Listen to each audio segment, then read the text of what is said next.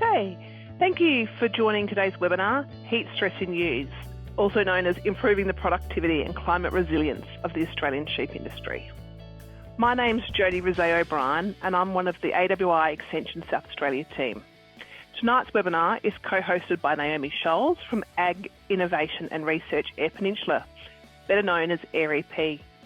For those not familiar with Eyre, they're a professional farmer-owned and directed organisation that drives the advancement and practical application of agricultural scientific research, development and extension in dryland farming systems relevant to the Eyre Peninsula and like environments across Australia. AWI Extension South Australia is supported by Australian Wool Innovation, the South Australian Sheep Industry Fund and the Department of Primary Industries and Regions. And you can find more information on our website, and please follow us on your favourite socials. Today's presenter is Dr Jamee Daly from the Davies Livestock Research Centre at the University of Adelaide.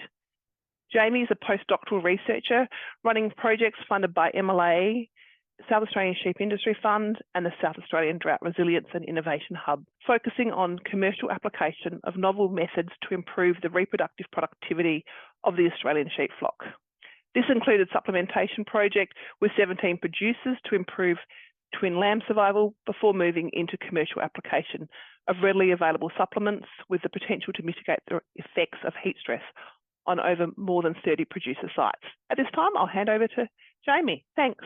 So yeah, like Jodie said, I work for the University of Adelaide out at the Davies Livestock Research Centre. The project I'll be talking about today is improving the productivity and climate resilience of the Australian sheep industry. And it was a project that we have had funded by the SA Drought Hub over the last 2 years and had quite a significant contribution from SIF as well. So our project team includes Will Van Wetter, myself, Megan Sharkey, Alice Weaver and Elise Swinburne from SARDI as the major people involved that actually coordinate the project. We've had a lot of help from other players within that as well, which has been fantastic. Our research, essentially what we're looking for is to increase the number of lambs weaned, knowing that that's a major challenge for the Australian sheep industry as it stands. So we know that there is 2 ways we can achieve that. The first is through increasing pregnancy rates and the number of lambs born, and also increasing the number of lambs that are born alive and surviving. So this research is really underpinned by that first bracket, I guess. So we're looking at sperm quality, sperm number and ram libido. And in the ewe, we're looking at the duration and incidence of estrus, ovulation rate and embryo losses to try and increase pregnancy rate and number of twins for those ewes as well. So the aim of our research is to essentially understand how environment and climate, so heat and drought, actually affect reproduction and well-being, and also to develop strategies to improve reproduction and well-being. So when does heat affect weaning rate? For the ram, which a lot of people find quite interesting, it's actually up to 2 months before the rams actually go out with the ewes for joining, and that is just because the sperm cycle is obviously, it actually starts 2 months before they actually do the ejaculate at joining, which means that critical period for when to optimize your ram's performance and condition and their sperm quality and sperm number is actually done prior to joining. For the ewes, it's immediately around that incidence of estrus, so when they come onto heat, and around that 7 to 12 days after. This second graph down the bottom just essentially looks at where heat can affect, I guess, the chances of lamb survival. So if you look at most of the region, you're either joining in October, November in some parts of South Australia, which essentially would mean that the heat stress is actually mid-gestation, or you get those guys like up in the Eyre Peninsula that are joining through December, January. So that pre and early gestation is actually when they're going to cop the most amount of heat. And what we've found is that heat any time through that period is extremely detrimental to the actual lamb pregnancy survival. Major lit review that the guys at SARDI and Will Van Wetter headed up was looking at what the actual financial impact on heat was on weaning rate and what actually is defined as a heat event. So it's actually any day that's above 32 degrees during the week of mating can decrease lambs born by 3.5%. So when people think heat stress, we think 35, 36, 37 degrees, but it's actually as low as 32 degrees. So even those guys down in the southeast or in cooler parts of South Australia, the animals in that environment are going to experience the heat stress as well. So in ewes, heat stress during pregnancy can decrease lamb birth weight by 16 to 36% and decrease your weaning rate by 20 to 30%. So it's essentially showing us that heat during joining is actually having a flow-on effect to the lamb survivability long term. And like I mentioned earlier, in rams, heat stress actually decreases fertility 9 to 50 days after the actual heat event, which is very important to take into consideration. At the moment, this is at a cost of $168 million each year. And future costs of heat stress, depending on how much temperatures increase, a 1 degree increase will cost $203 million, up to $278 million if we see a 3 degree increase in temperatures in the coming years. This is just a nice little figure that was pulled out of the SA Drought and Innovation Hub project from last year. We did just a cost benefit analysis, essentially looking at what the economic impact of heat is. So in this graph, the average year, which is the white bar, so that is just your standard year, and then the hottest summer that was recorded for each of those regions, you can see the difference in economic loss as a result of that. Obviously, there's a much bigger increase further north, but areas like Roseworthy and Keith down in the southeast are actually also being quite heavily affected by heat stress. So just a little bit more background. Essentially, what we are looking for in our research is understanding heat and cold stress, increasing twin lamb survival, improving embryo quality, and developing novel and practical strategies to improve reproduction in ewes and rams.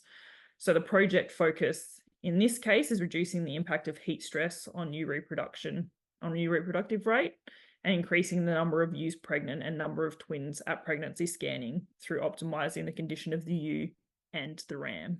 So in terms of understanding the impact of heat stress in ewes, we had 4 key questions that we are, essentially are trying to answer. So we're looking at whether there is a difference in an individual ewe's ability to cope under heat stress conditions, and do these differences actually result in differences in reproductive rate, and can we manipulate this in any way? And under commercial conditions, is it possible to identify ewes with a better ability to tolerate heat stress conditions, and does this actually affect their reproductive rate? So essentially what we have here is just one of our PhD students, Bobby Lewis Bader, actually developed some technology that we can actually put a temperature sensor, as you can see in this top corner over here. It's basically deployed like a progesterone seeder, but it actually records temperature, and you can set the timing intervals to be every 2 minutes, every 10 minutes, every 20 minutes, and then you just leave it in for up to 2 weeks, so the same length of time as a normal seeder.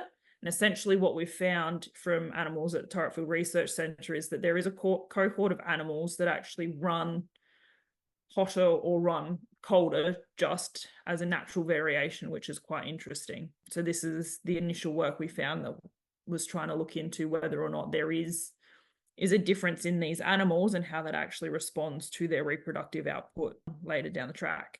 So from this, a small component of this project actually looked at deploying these seeders with the temperature logger on a commercial property.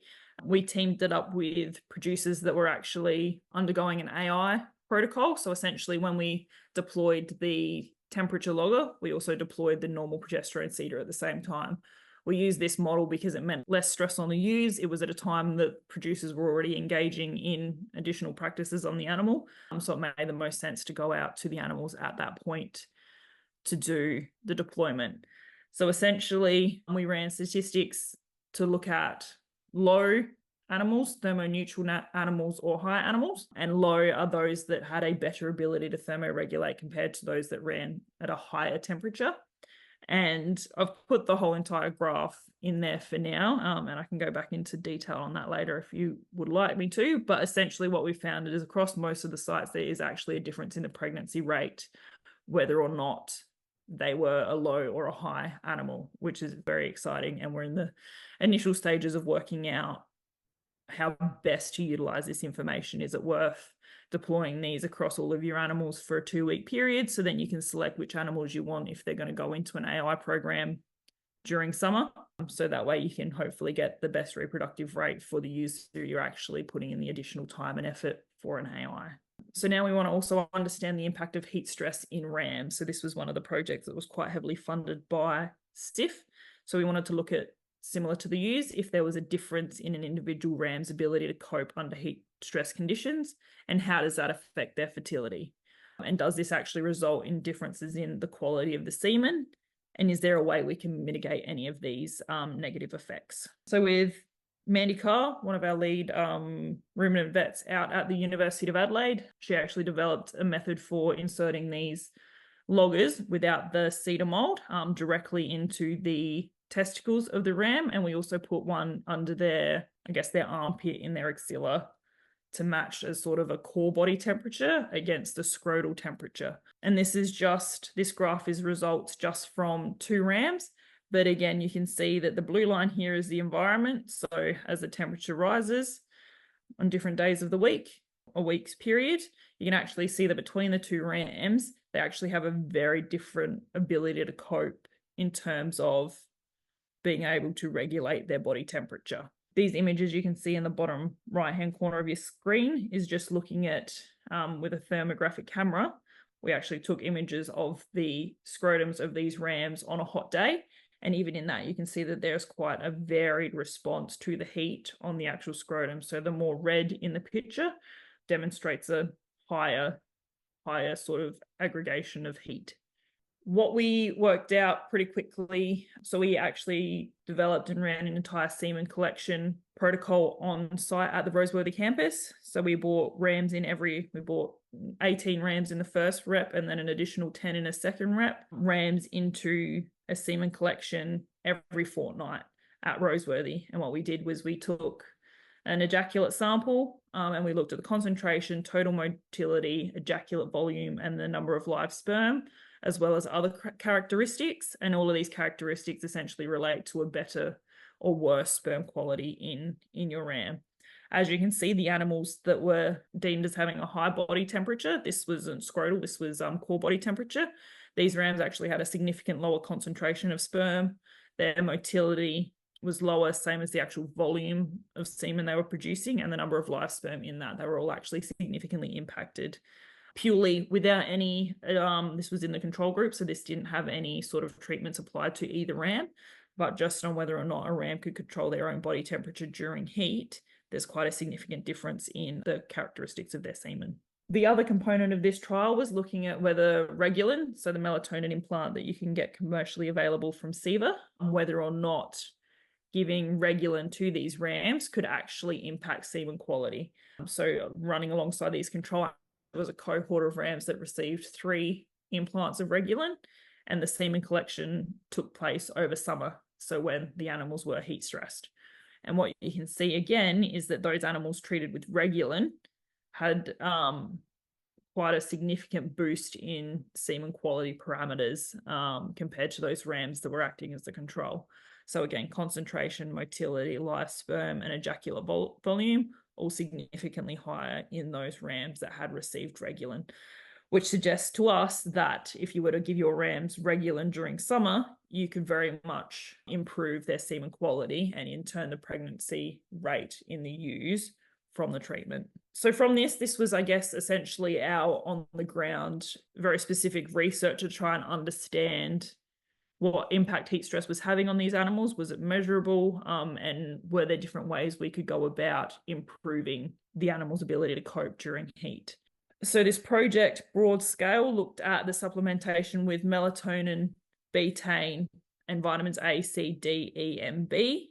At a larger scale, this presentation will focus on what we did commercially from here on in, which was just comparing Regulin, because it's a single subcutaneous dose at the base of the year, and comparing that to an over-the-counter available AD&E drench. Luckily, those properties in the melatonin and in the vitamins both act positively in ewes and rams. So essentially we could give the same treatments just to whether it was the ewe or the ram to measure whether it was a valid way to reduce the impact of heat stress. So the theory behind supplementation with melatonin is it's a very potent antioxidant. So the main byproduct of heat stress is free radicals in the body, and these actually disrupt your normal cellular functioning. And one of the body systems that this has a large effect on is the reproductive body system. antioxidants act to reduce the free radicals within the body, therefore offsetting the negative impacts of heat stress. And because it's a commercially available product, we thought it was a great tool for producers to essentially use on the ground right away to try and improve their reproductive rate. So it's an 18 milligram capsule. In the ewes, we supplemented as a single subcutaneous injection, and we gave the injection at the base of the year as per CEVA's directions. It's $6.80 a dose, and it can be administered at joining or up to 30 days prior, and actually lasts in the body for 100 days. And I'll note here that for the rams, we gave them 3 injections. So whenever I'm talking about Regulin in rams, it's three injections. So obviously that's timesing your $6.80 by 3 per ram. Similarly, our supplementation with vitamins A, D, and E, they all again have very strong antioxidant properties, which was the main reason we chose these. In addition, we knew that these 3 vitamins played key roles in the reproductive environment. So vitamin A plays a key role in the actual implantation of the embryo, and it's an essential vitamin for early embryo development. Vitamin D plays a role in increasing endometrial thickness, which again is going to help with the embryo implantation and establishment of that pregnancy. And we've looked into previous research where ewes with a naturally increased level of vitamin D were more fertile. In addition, vitamin E actually increases sperm quality in rams and embryo quality in ewes, and actually reduces the negative impact of other oxidative stresses. So we thought it was a nice value add to boost for our animals in the trial. So we worked with Compass Feeds, and they actually have it commercially available as MaxiVit. So it was a predetermined dose of vitamin A, vitamin D3, and vitamin E, and it was supplemented as a single oral drench for this project. And it's only 50 cents per 10 ml dose, and any animal only received one dose for this trial. Similarly, it can be administered at joining or up to 3 weeks prior, and it can last up to 12 weeks in the body. Similar timings to the melatonin, we essentially wanted an injectable option and a drench option to try and compare delivery methods as well as the actual efficiency of the products we were delivering. This project so far has only run over 2 years, but we have had confirmed today that we can run this over this summer as well. So if you would like to be involved, I'll mention that again at the end. But in 2022, 2023, we worked with 21 producer sites over South Australia, resulting in about 12,500 ewes, with a third receiving Regulin and a third receiving the AD&E, and the other third acting as a control group. And we had about 85 rams on trial, with half of those receiving Regulin. So we covered a variety of regions across South Australia, and we got a nice cover of different locations within those regions as well. In terms of input from producers, essentially all we did was on a day prior to joining, our project team would go up and help administer the supplements. So essentially, if you had EIDs, we would scan what treatment it was to the EID. Otherwise, we would brand the animals so we knew whether they were treated with Regulin, the AD&E, or the control, or acting as the control. All the ewes would run in the same paddock. So we tried to eliminate where we could any paddock differences. And we'd try and run multiple paddocks where we could, with each receiving the same split of treatments for a nice replication where we could. And then all we did was we came back at pregnancy scanning if they needed assistance or us to record the data. And we essentially, just tallied differences in singles, twins, and dries for each of the treatment groups. This year we had 17 producer sites for about 10,500 ewes. And again, we did the same treatment. So a third with Regulin, a third with AD&E, and a third with a control, where we could with the ewes that would run in the same paddock, with the same rams, obviously, and then replicate that across paddocks. If we were treating the rams, we'd make sure we had paddocks of similar food on offer, similar shade, similar size, water availability, and all of those different factors to make sure the only difference was that the rams were treated in one paddock and not in the one alongside them. Where we could, and the numbers were large enough in a couple of places, we looked into treating the rams and then the ewes as well in that same paddock to see what the most cost effective and the biggest benefit of treatments to ewes and rams we could get from the trial. The results from 2022-2023 were much higher than what we've seen this year, but most of you guys on here would know that this year was a much more mild summer compared to last year, and we think that actually played a huge role in the efficiency of the products. What is very interesting is the controls for percentage of ewes joined. We had 123. For Regulin, it was 139, and AD&E 140 for the 2022-2023 joining season. So a massive boost in the number of lambs per ewe. So you can see essentially there's a reduction in the number of singles in either the Regulin or the AD&E group, but that's balanced out by an increase in the number of twins. It actually, for last year, compared to this year on the next slide, there's a 3% increase in the number of pregnant ewes altogether from Regulin, and a 6% increase for the AD&E. This wasn't followed through to this year, and again, we believe that's just an example of the conditions that were experienced this year. So as you can see, there's the percentage of lambs from ewes joined is 135, whereas it was only 123 in the control for last year. So again, it has boosted, again, the twinning number and the pregnancy rate overall, but what we're looking at is the difference in the number of lambs from ewes joined.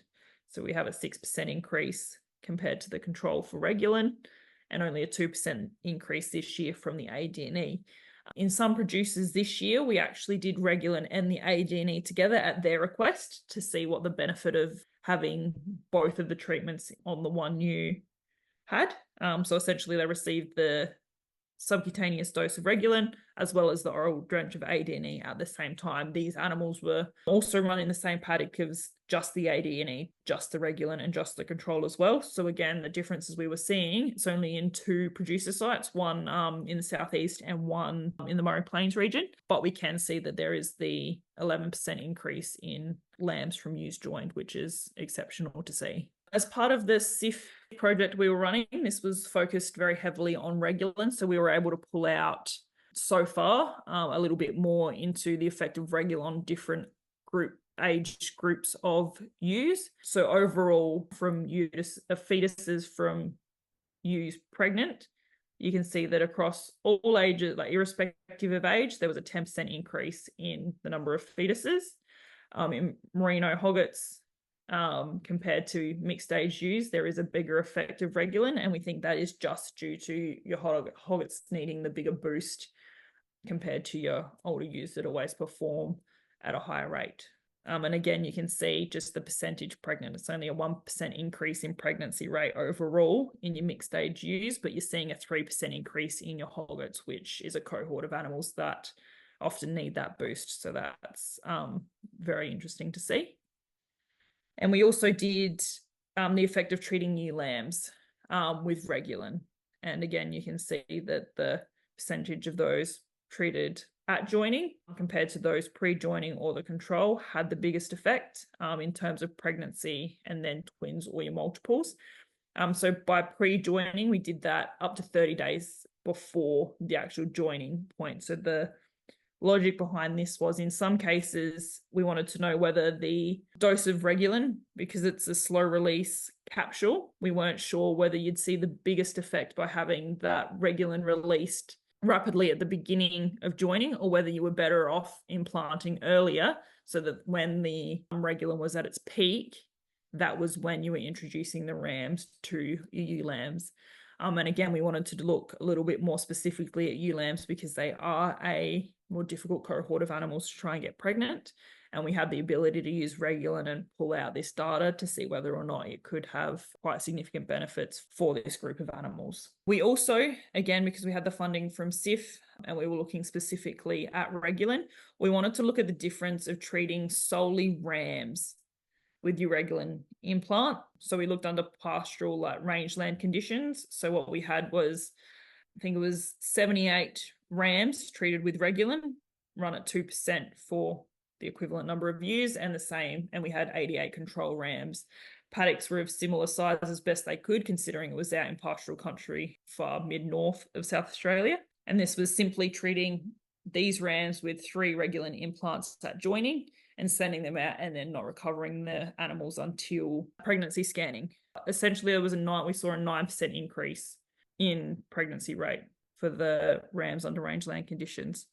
We also ran this trial just under a normal mixed farming system as well. And what you can see here is that, again, the number of fetuses from ewes joined and then fetuses from ewes pregnant is significantly higher in the regular treated mobs, with a 7% increase in pregnancy rate simply from treating the ram. So these ewes, the ewes in these groups weren't treated at all. So this is solely a ram being treated with regular effect, because again, the paddock conditions were the same between food on offer at the start of mating was the same.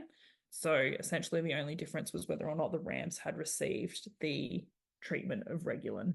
What we have done to date, and we haven't looked at it just yet for all of the regions that we have covered with this project, but what we have tried to do is essentially we've looked at whether or not we've treated with just Regulin, depending on the location, or Regulin and AD&E, or what combinations we have used for each of these.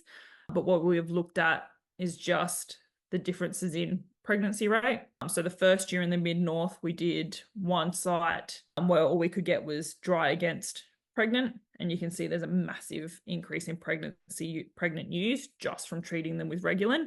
And then in the second year, so this year of the trial, we had the opportunity to go back and get additional pregnancy scanning data and look more closely at how Regulin was having an effect in that environment. And again, we've seen an increase in pregnancy rates in that treatment group. What we also looked at, and we're in the process of doing for the other regions, is just having a look at how many days the animals were during joining actually experienced temperatures above that 32 or above that 35 or above that 40 degrees, and having a look at from this year to last year, how much of an effect that's actually having on the animals in terms of reproductive rate.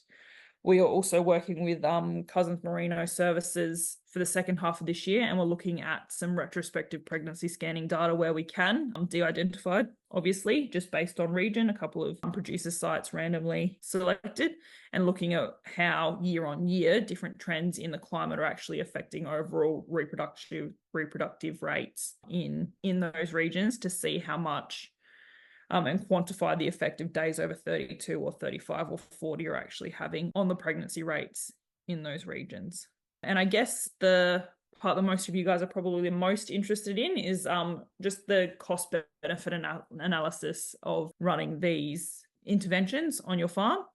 So what we can see, I've gone conservative and I've based it on the data from this year, because it's not it hasn't had as strong an effect as it did last year. But what we can see is from a 0.3 to a 7% increase in the AD&E in the number of lambs from ewes joined. We're looking at about cost of $50 per 100 animals, but the additional income is between $56 and $1,300 based on additional lambs. Obviously, that's going to fluctuate based on lamb prices and that sort of thing, but this is just a conservative approach, looking at the dollar value compared to what the actual cost is. So a regular implant to your ewes, we're looking at a 0.5% up to a 20% increase. And that was more than one producer site. We saw that 20% increase in lambs from ewes joined. And you're looking at $680 per 100 ewes. So obviously this is a little riskier, because you want to see at least 5 to 6% increase in your pregnancy and your lambs from ewes joined to see a financial benefit from the Regulin. But what we have found very interesting this year, and I will find the correct graph, but what we saw was a 9% increase in the lambs from the ewes joined in just the rams in under those rangelands conditions, which is looking at an additional income of about $1,700. And this is only based off of 2 trial sites, and it is something that we are looking to replicate next year. But essentially what we want to test further is the Regulin implant with the AD&E drench, because we've seen a 6 to 22% increase. So it does cost an extra $710 per 100 ewes, but you are instantly getting the additional income from having both of the supplements delivered together. And so essentially, depending on the location and the season, we can see a potential of both Regulin and or Maxivit to increase the pregnancy rates of your ewes joined through summer months. And that's joined as early as October, November, and those experiencing that heat stress through mid-gestation, and those that are joined in December, January, and actually experiencing that heat stress during preconception and that early conception period. So both of our supplements that are easy to implement and they're producer ready, which is why we've chosen them. And essentially, yeah, we're looking for any producers that are interested in getting on board for this summer as well. And we can tweak the experimental design and the doses and that sort of thing for whatever you guys are interested in as well, in the hope of adapting it to what producers see as the most useful and the most beneficial for either of the supplements. So again, I just would like to thank our project team and Livestock SA, SARDI, the Davies Livestock Centre, everyone else at the University of Adelaide and SARDI that have helped in this, and obviously the SA Drought Hub for being a major funding component for this research. Thanks, Jamie. Jamie, we've got a few questions that have come through in the Q&A and in the chat. Start off with a question about, can you just talk about how you use Regulin in this trial compared to what the on-label use of Regulin is and how they differ, please? Essentially, the on-label use of Regulin is for just bringing your ewes into season quicker. So the like pre-October earlier joining ewes, you give them the boost of Regulin to bring them onto season when they're outside of season. So the guys that were joining in the October and November, that was closer to label use, I would say. But in terms of on-label use, they don't necessarily recommend or suggest that there's a need to be introducing Regulin during December or January or February for your mating. So that's, yeah, it's just the timing relative to, and the actual action. So we were using the Regulin not for bringing on estrus and bringing on fertility. It was for the antioxidant component in the melatonin, in the hope that it was going to offset the negative impact of heat stress. Yep. So that's how you can attribute the increase due to Regulin. Yep. Excellent. Yeah, thank you. Yeah, Regulin acting as the antioxidant, and I guess just making the body systems of the sheep better able to cope in the heat, and therefore not having to offset by losing a fetus, or not retaining that fetus, I guess. Thank you. Question on that, following on from that, is what time of year were the producers mating? Depend on the region. So Murray Plains region, they were the October joiners. You guys up in the EP with the December to January, and we had a couple scattered through November as well, and we did one as late as February, I think, as well. So we had, and basically each of the regions followed a similar pattern. The guys in the Barossa were pretty close to that Christmas, early New Year time. And we had a couple at either end of that spectrum, as in like early October or mid-February. Right, excellent. Question about the two sites that you talked about with Regulin and AD&E. Whereabouts were those located?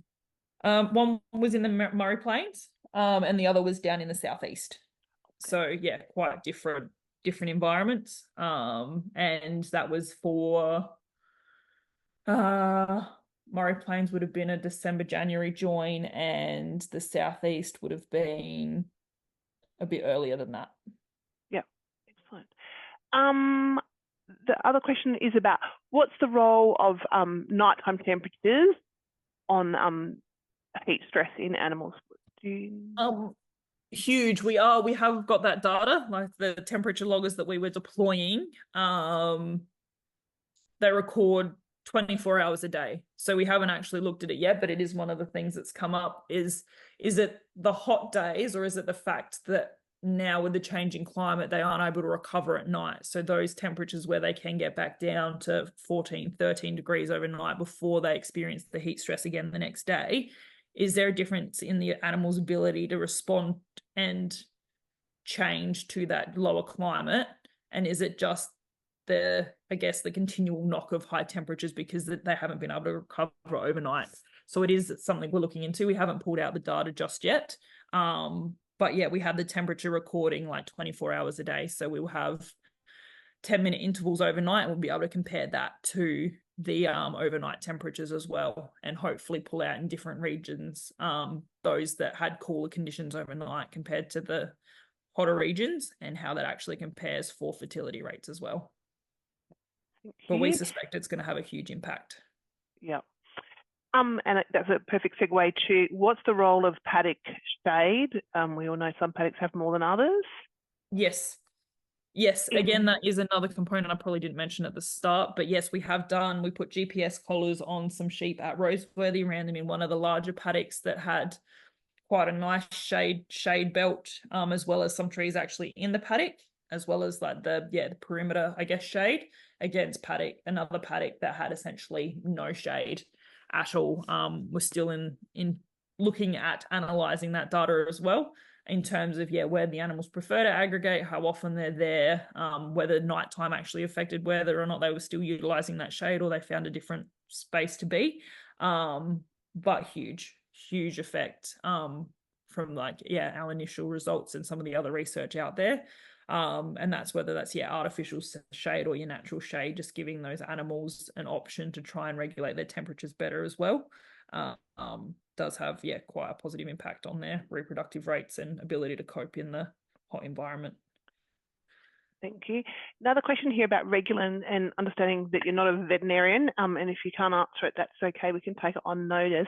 This person has been using Regulin, and they're running an 8-month joining cycle, so 3 drops in 2 years. And can you implant the ewes while they still have lambs at feet? Do you think it might cause any issues? Again, not a veterinarian, so don't hold me to it, but we did a trial that actually looked at giving Regulin during gestation, like at pregnancy scanning, because the idea was that the Regulin would last 100 days, so it would actually boost the lamb survivability and the oxygen to the brain in the lamb during that birth period, and then actually extend out to increasing milk production. And we've actually been approached by the guys at Eyre to look more closely in that space, because they've seen a very positive impact on Regulin to actually milk production and milk quality, and then the marking and the weaning outcomes in the ewe as well. So based on that, I would say no, there shouldn't be a negative effect. If anything, it should actually help. And if you get that timing right and you can boost the milk production in the animal, you're actually probably going to be better off for it. But again, that's all just very early stage research and initial conversations that we've had with some of the guys at Eyre. But realistically, we can't see any detriment for giving melatonin to the animals when they've got lambs with them. Consult with your veterinarian if you have concerns. Yes, definitely double check with your vet before taking this on. But it is a research space that we want to do more work in as well, because of the benefits to the milk and to the lamb's survivability during the birth process. Excellent. Question here just to clarify, when was the AD&E given to the rams in relation to joining? Oh, we actually haven't. We ran out of rams and space and time. So that is one of the things that this year we are hoping to do, is actually deliver AD&E drench to the rams. I haven't seen any come through yet where we've given AD&E to rams. Right. As of yet. Another question for the research. Yes. Yes, especially the vitamin E with the ram, the semen quality component, I think would be very interesting. And AD&E at 10 cents a dose, even if you had to give a double dose, because there's quite a high level before they're potent or toxic to the animal. It would be very interesting to see the cost benefit of AD&E to rams. Regarding managing heat stress in ewes and rams, question about would autumn shearing or be an advantage? So what's the impact, do you think, of shearing on managing that heat stress? Another good question, and another thing we want to look into. I guess it goes both, like obviously the wool also insulates as well as protecting from I guess sunburn and heat stroke and that sort of thing. So it hasn't been actually something we've looked into at all yet. And I can see I know it's not the answer anyone wants, but I can see pros and cons to having them shorn and not having them shorn in terms of their well-being and their management through the summer. But again, it's something we want to look into. And we've got, last couple of years, we've tried to establish a research flock at Roseworthy. And one of the things we want to be able to implement is, because obviously we can't ask producers to shear out of season and against their management, but it is something that we would have the capacity to do as a research centre. So it is something we want to look into, the differences in the timing of shearing and how that relates to the well-being of the animal as well as that productivity as well. Another question here. Is there any extra data about on the live lambs born compared to the number of fetuses scanned, and any results about whether those lambs are stronger or as a result of the AD&E or the drench? Friday I was out at one of the producers in the southeast getting marking weights as well as survivability based on the paddocks that had them treated. So it is coming, is the short answer. We are looking into that. Regulin has boosted, when this was given during pregnancy though, was given at pregnancy scanning, they actually boosted the weaning weight of the lambs, which again I think has something to do with the difference in the milk production and their survivability and their vigor when they're born. But yes, we are looking into that, but we only got the data for the marking data from Roseworthy for Regulin, on Thursday, and the marking data from our producer site on Friday. So we haven't actually analysed it yet. But again, we're predicting that there will be a positive effect, at least in survivability. Whether or not it actually carries through to a weight difference, I'm not sure yet, but we are looking. Excellent. Another question here about, did you have a look at the effect of diet with the rams and ewes? And then I guess the question that flows onto that, were they potentially deficient in any vitamins before supplementation? Where we could for these last 2 years, which is again why I think continuing this work is important. We only looked at specifically making sure the animals were in environments that were similar so we could get the effective replication for the actual trial. But again, a nice extension, especially considering how dry and how deficient in feed everyone has been this season. It will be interesting to compare run ewes in paddocks with a little less feed or a little bit more feed and see how the Regulin and the AD&E affect that as well. I would say it would also have an effect, especially the vitamin mix, boosting the animal's ability to cope in the environment would have a positive effect, but haven't actually quantified that just yet. We wanted to make sure that giving the supplements did something under the same conditions before we went tweaking the environment. We should be able to capture differences in feed on offer, I guess, and paddock availability, because where we tried to run the same trial on the same producer site over the 2 years. So if those paddocks had different feed on offer from last year to this year, we should be able to pull out that information to see if that came into effect at all. And we didn't have the funding to actually look at the deficiencies in the blood of the animal of the vitamins. Melatonin, you wouldn't look specifically for a deficiency in melatonin, but your vitamins, which is why I think in different regions the AD&E had a different effect. Regulin had a fairly strong positive effect everywhere we went, whereas the AD&E was quite variable from region to region. I think that is probably a case of deficiencies in the animals. And again, it's something we want to do a little bit more research into, whether it's just those vitamins or there's a different vitamin that is a key player in the game. Thank you. I think Naomi had a question. Oh, yeah. Thanks, Jodie.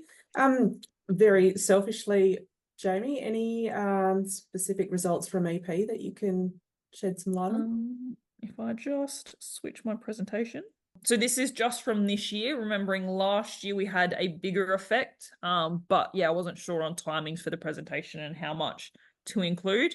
But for the EP, so that was 3 producer sites that we tested.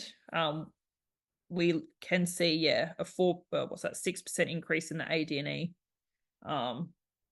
and Regulin. I can't do quick math right now, but the interesting thing, I guess, is the pregnant ewes. Like you can see there's actually no difference in pregnancy rate for the AD&E, but it's still actually resulting in more lambs from ewes joined, whereas the Regulin's having that stronger effect on overall pregnancy rate as well as the number of lambs as well. So EP was one of the sites that both supplements had a very strong effect. The southeast was one of the sites where we had the Regulin and the ADNE. And you can see, yeah, in that particular region, the ADNE didn't have particularly huge effect. ADNE was a little bit more positive, but again, the Regulin and the ADNE together had a huge effect. I've got, yeah, some of the other regions if people are interested. Did you want me to flick through those, Jody? That sounds good, guess, because we've got people from across the state. That'd be fantastic. So we have Murray Plains, general region. I think there was about seven or eight producers from there. And we had, yeah, composites, your merinos, some Suffolks, and yeah, quite a variety of different breeds as well. And this was another region where both years there was quite a strong positive effect from both of the supplements. So yeah, and interestingly, which is the data that we need to try and pull apart a little bit more closely, you can see in this instance, the ADNEs increase the pregnancy rate, but not specifically the number of lambs from ewes joined. And it's also, I guess, a management question into, do you want more lambs pregnant, or do you want more ewes pregnant, or do you want fewer ewes with more twins?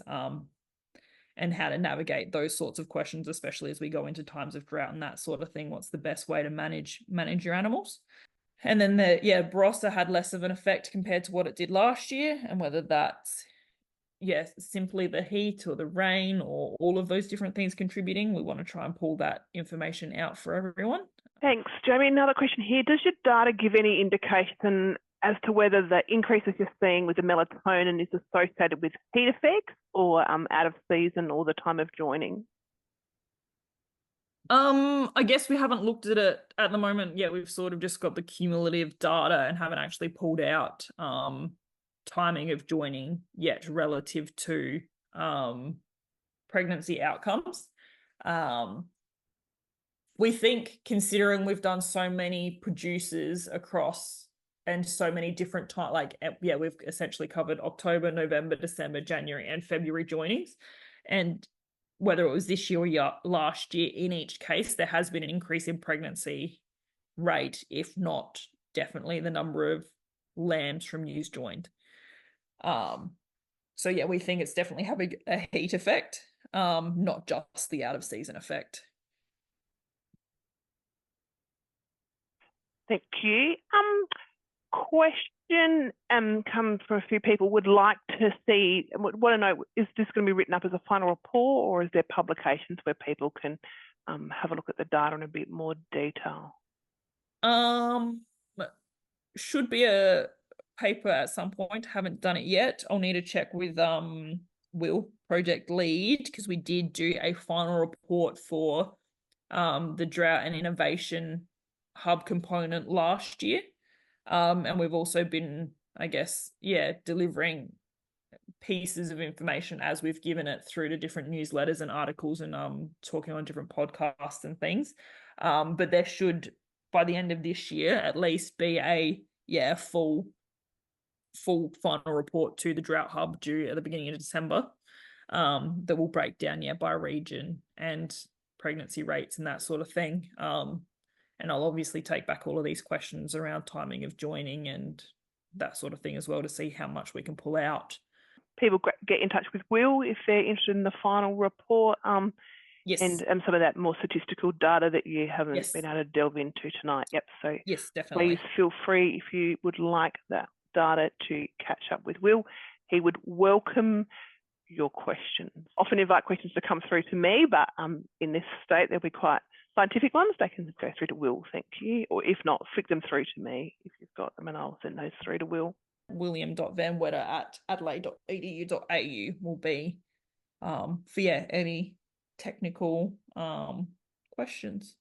Thank you. Which we welcome, because hopefully that means people are very interested and hope to continue. Same as if anyone wants to reach out to offer up their farm, or know of someone that might offer up their farm as a producer site, would be for the coming year. And if there's any variation around the treatments or timings or anything like that, please reach out, because we obviously want to make it fit to your production system. I thank you all for joining us for today's webinar. Jamie, a special thank you to you for sharing your insight and expertise and answering the many questions that have come through. And as I said, if you've got additional questions, you can contact Will on that email address there, or you can send those directly through to me on the contact information on your webinar registration. That QR code on the screen, that is for the Drought Hub to just see the engagement in this project and any feedback for and that QR code will send you straight to a form that will then go straight back to the Drought Hub. So yeah, that'll show who was here tonight as a start, and then just any feedback that you have, or even just click through so that we get some attendance and the Drought Hub can see that this is being extended would be fantastic. Thanks, Jamie. Yep, tonight's webinar has been recorded and will be available on the AWI Extension South Australia YouTube channel. If you've got additional questions, you can contact us directly. So thank you and have a lovely evening.